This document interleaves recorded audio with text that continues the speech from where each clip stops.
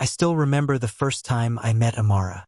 It was an ordinary evening, just another birthday party I had been dragged into by some old friends. But when she walked into the room, everything stopped. Amara.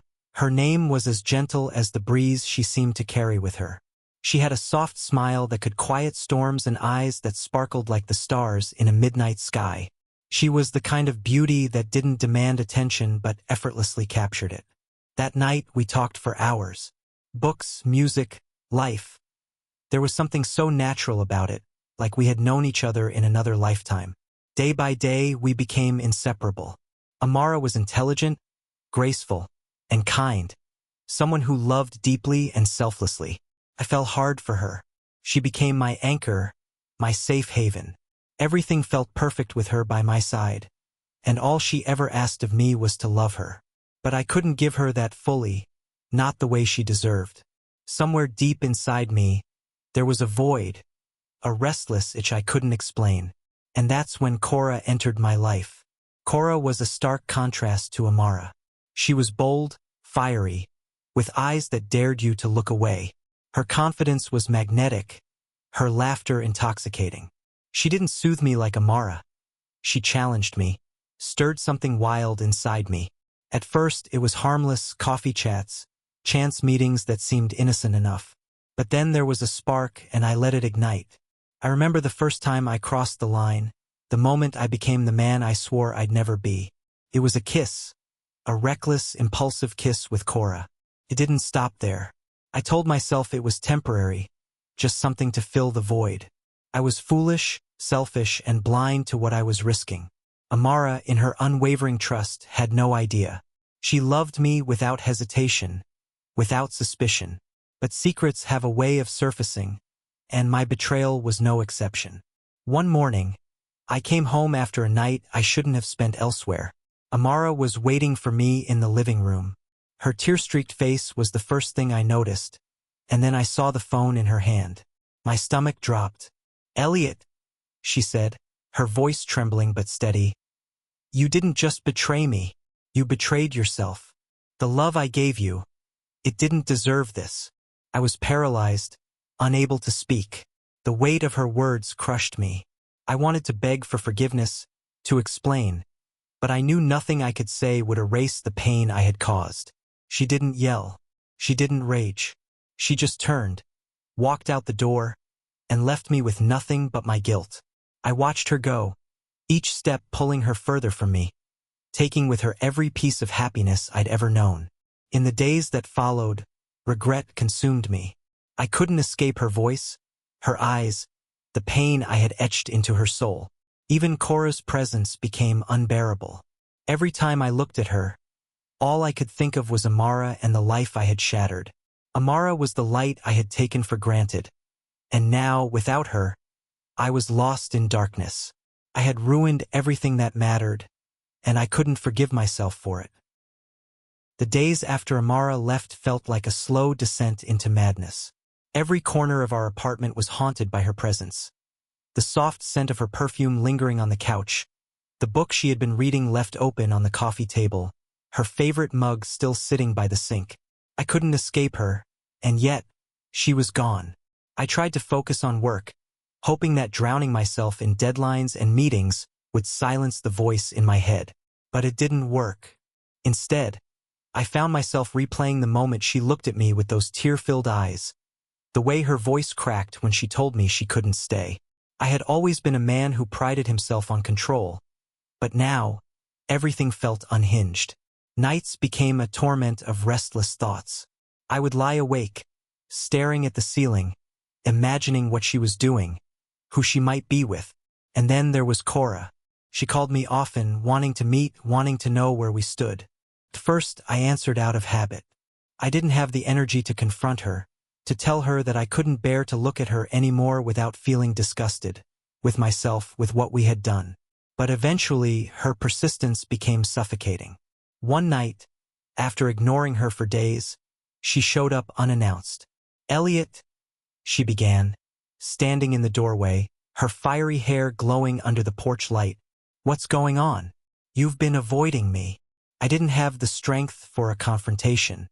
"It's over, Cora," This whatever we had, it's done. Her expression hardened. You think you can just walk away like that? After everything? After everything? I snapped, the guilt and frustration boiling over. Everything was a mistake, Cora. I ruined my life for this. For you. And it wasn't worth it. She flinched, but I didn't care. I was too tired of pretending, too consumed by the regret that had been eating away at me. She didn't say anything more. She just turned and left, slamming the door behind her. It should have felt like a relief, but it didn't. Nothing did. In the weeks that followed, I tried to find Amara. I called, texted, even showed up at her office, but she had blocked me everywhere. She had disappeared, leaving no trace of herself behind. One day, I decided to visit her best friend, Elise. It was a desperate move, but I had no other options. Elise had never liked me much. She always said Amara deserved someone better, and now I understood why. When she opened the door and saw me standing there, her expression turned cold. What do you want, Elliot? I need to talk to her, I pleaded. Please, Elise, just tell me if she's okay. She crossed her arms, glaring at me. She's not okay. She trusted you and you broke her. You don't get to show up here and act like you care. I do care, I insisted. I made a mistake. A terrible mistake. But I love her. She laughed bitterly. You have a funny way of showing it. Amara doesn't need you anymore, Elliot. She's trying to heal. Do her a favor and stay away. Her words hit me like a punch to the gut. I wanted to argue, to tell her that I could fix this, but deep down, I knew she was right. I wasn't what Amara needed. The days turned into weeks and the weeks into months. I tried to move on, but the guilt never left me. Every relationship I attempted felt hollow, every smile forced. I kept telling myself that time would heal the wounds, but some wounds don't close. One evening, as I was walking home from work, I passed by a small cafe we used to visit. Without thinking, I went inside and sat at our old table. It was a stupid, masochistic thing to do, but I couldn't help myself. I ordered her favorite drink, a chai latte with extra cinnamon, and just sat there, staring at the cup. Memories flooded back. Her laughter, the way she'd tease me for always ordering black coffee, the way she'd look at me like I was the only person in the world who mattered. But now I was nothing to her. As I left the cafe, I realized something.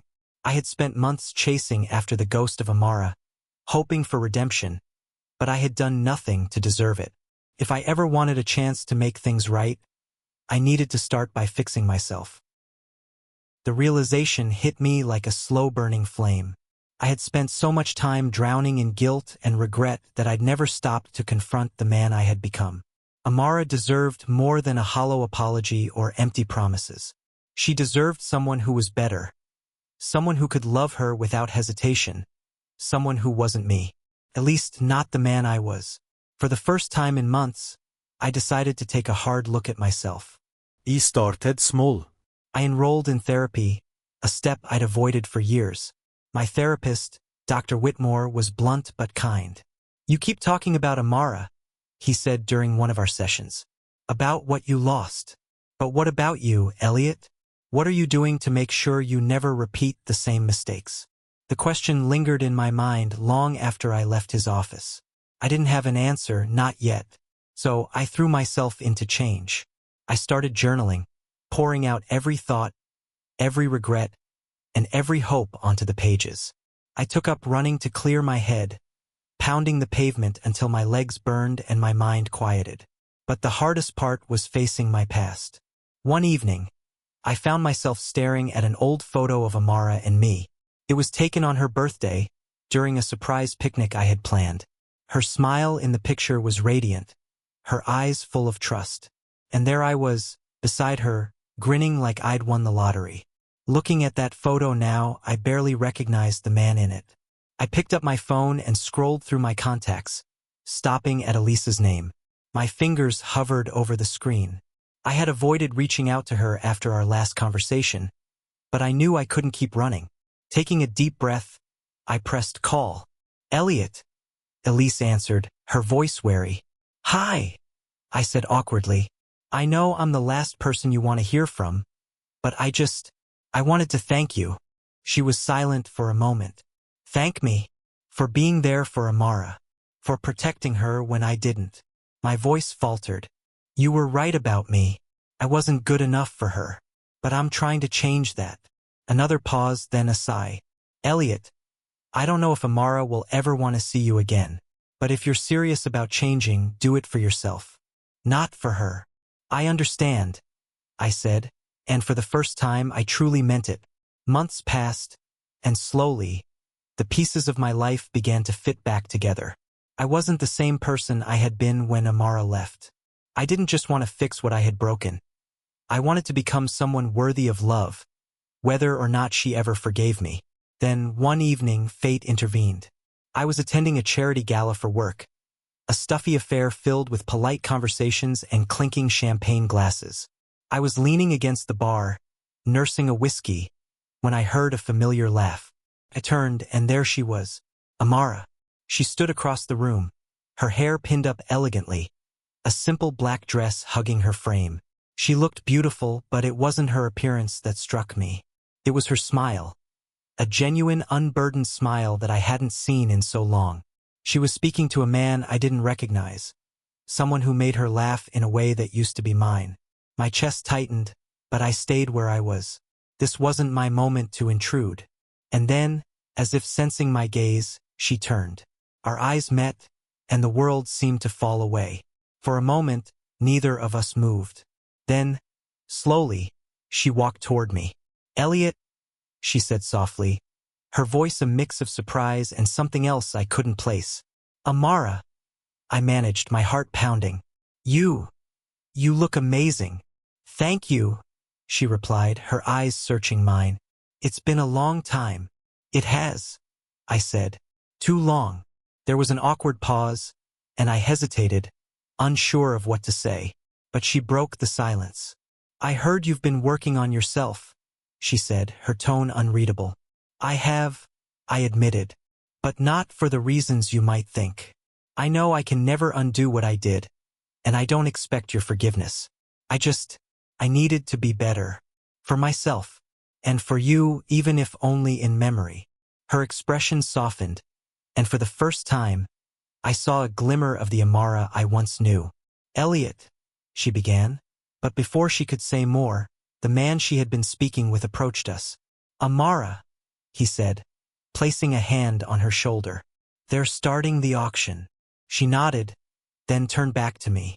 It was good seeing you, Elliot. Take care of yourself. And just like that, she was gone again. As I watched her walk away, I felt a strange mix of emotions. Sadness, hope, and a quiet acceptance. I didn't know if I would ever see her again, but for the first time, I believed that I could live with that.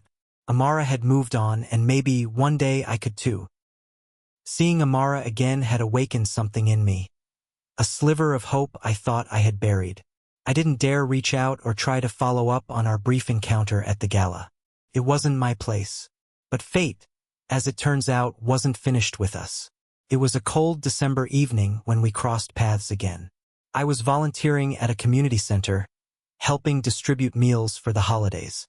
It had become part of my effort to reconnect with the world, to give something back. I was wiping down a table when I heard her voice. Elliot! I froze. Turning, I saw her standing by the doorway, bundled in a thick scarf and coat, a bag of donations in her hands. Amara, I said, stunned. What are you doing here?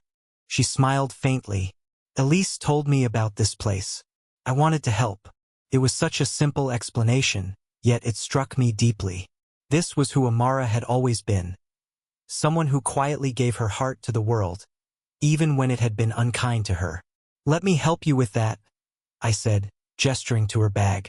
We spent the evening working side by side, barely speaking beyond the necessities of the task. It wasn't until the last of the volunteers left that she turned to me, her expression unreadable. Can we talk? She asked. I nodded, my heart racing. We sat on a bench outside the center, our breath visible in the crisp night air. For a moment, neither of us spoke. I've thought about that night a lot, she began, her voice steady but quiet. When I saw you at the gala. So have I admitted. She glanced at me, her eyes searching mine. Elliot, I never stopped caring about you, even after everything. But I've worked so hard to put myself back together, and I'm scared of letting you back in. Her honesty cut through me like a knife. You have every right to feel that way, I said. What I did to you, it was unforgivable, and I'm not here to ask for a second chance. I want you to know how sorry I am, Amara. Truly. She looked away, her hands tightening around the scarf draped over her shoulders. Do you still love me? The question caught me off guard, but I didn't hesitate. Yes, I never stopped. Her breath hitched, and for a moment I thought she might cry. But instead, she stood, brushing snow from her coat. Maybe, she said softly, maybe we can start with coffee, just as friends. It wasn't forgiveness. It wasn't love reborn. But it was a beginning. The next few weeks were cautious, like walking on a frozen lake where every step could send us plunging into icy waters. We met for coffee on Saturdays, taking small steps toward something that felt like trust. She talked about her work, her plans to travel, and the new hobbies she'd picked up. I listened, soaking in every detail, grateful just to be near her. I didn't push, didn't ask for more than she was willing to give. And slowly her walls began to crack. One evening, after a particularly long conversation about books, she surprised me with a question. Why did you do it, Elliot? Why Cora? I had dreaded this moment, but I knew it would come. I took a deep breath. I was a coward, I admitted. There was this emptiness inside me, and instead of facing it, I looked for someone, to fill it. But it wasn't about her, Amara. It was never about her. It was my failure, my weakness, and I'll regret it for the rest of my life. Her gaze was piercing, as though she were weighing the truth of my words. Finally, she nodded. I appreciate your honesty. I needed to hear that. As winter melted into spring, our tentative friendship grew into something more. There were moments of laughter, fleeting touches, and the quiet comfort of shared silences. But there were also moments of doubt, of hesitation. One evening, as we walked through the park, she stopped suddenly. Elliot, she said, turning to face me, do you think people can truly change? I hesitated. I think people can grow. They can learn from their mistakes and try to be better. But change, real change, that takes time, and it's not easy. She nodded, her expression thoughtful. I've seen you grow. I see it every time we're together. But I'm still scared. I know, I said softly, and I'll wait as long as you need. But life has a way of testing fragile things. Just as it seemed like we were finding our way back to each other, Cora reappeared. She showed up at my office one afternoon, unannounced, her presence a jarring reminder of everything I wanted to leave behind. Elliot, she said, her voice dripping with feigned innocence. I was just in the neighborhood. What do you want, Cora? I asked, my tone cold. She smirked, leaning against my desk. I heard you and Amara have been spending time together.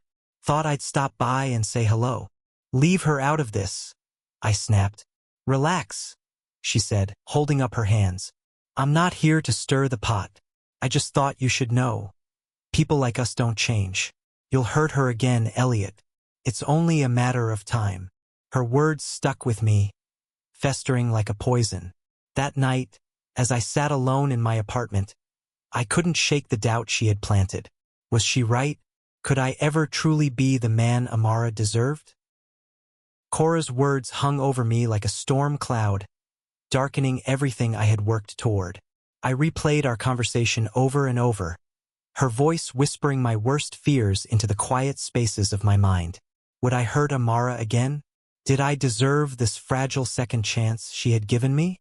The weight of my doubts grew heavier with each passing day. I began pulling back from Amara, canceling plans, leaving her messages unanswered. It wasn't intentional at first, but the fear of failing her kept me paralyzed. One evening, she showed up at my door, her eyes filled with a mix of concern and frustration. Elliot, she said, crossing her arms. What's going on? I hesitated, unsure how to put my swirling emotions into words. "I don't want to hurt you, Amara," I said finally. Her expression softened, but her voice was firm. "You're hurting me right now by pushing me away. I thought we were past this."